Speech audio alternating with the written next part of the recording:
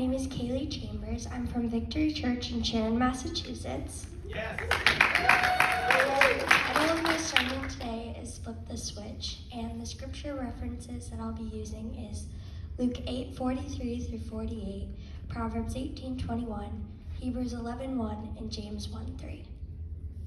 There are so many examples of people using their faith in the Bible, like Shadrach, Meshach, and Abednego's faith saved them from the fiery furnace. Daniel's faith saved him from the lion's den, and then there's David and Goliath. David was just a young teenager, just like most of us, when he had the faith to stand up to the giant when no one else would. Then there was Noah, who had faith to build an ark like God told him to, even though everyone laughed at him and mocked him. But guess who was ready when the rain came? Noah, the one with faith. But one of my favorites is the story of the woman with the issue of blood. Luke 8:43 through 48 says, "And a woman was there who had been subject to bleeding for 12 years. But no one could heal her. She came up behind him and touched the edge of his cloak, and immediately her bleeding stopped. 'Who touched me?' Jesus asked. When they all denied it, Peter said, 'Master, the people are crowding and pressing against you.' But Jesus said, 'Someone touched me. I know that power has gone out from me.' Then the woman, seeing that she could not go unnoticed, came trembling and fell at his feet in the presence of all the people. She told why she had touched him and how she had been instantly healed. Then he said to her, 'Daughter, your faith has healed you. Go in peace.'" Stories like this inspire me as I am walking on my own journey of faith. I love the illustration that faithlife.com gave. They said faith is like an on switch. Most of the things that are powered by batteries have an on and off switch. If the batteries are included when an item is purchased, then it is ready to be used immediately. However, it still must be activated by the switch.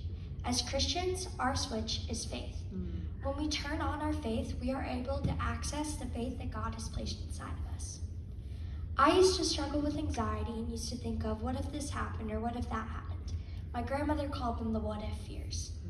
You see, I had not yet learned how to flip the switch on faith, which could have been because I used to think, I'm just a teenager. I'll have a relationship with God when I'm older, which now I realize that couldn't be further from the truth.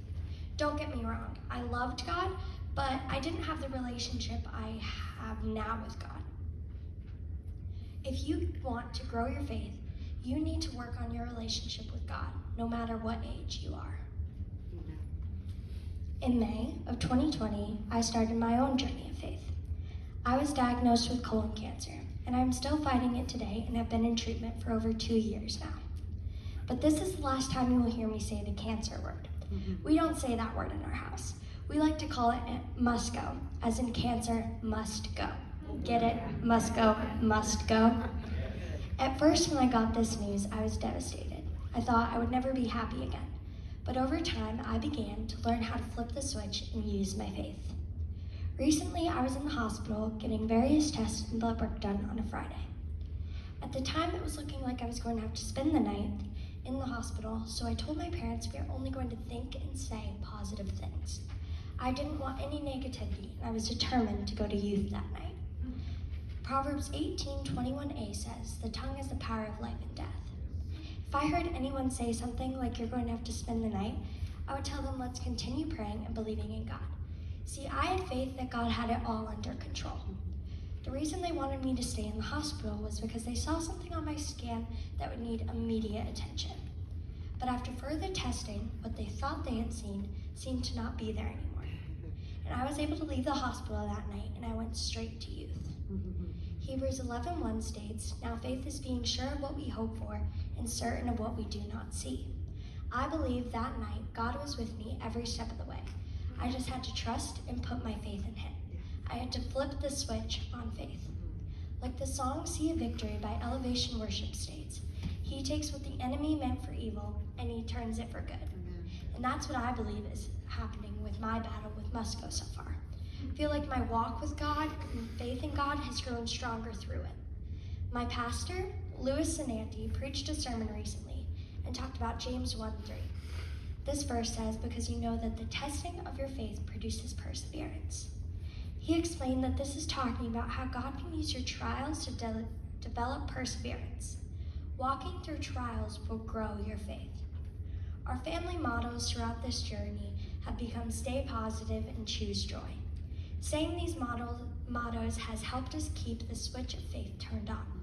See, faith in God can get you through any obstacle you might be facing. I encourage you to continue praying to get stronger and stronger in your faith. The next time you go through a trial or hardship, just think, flip the switch.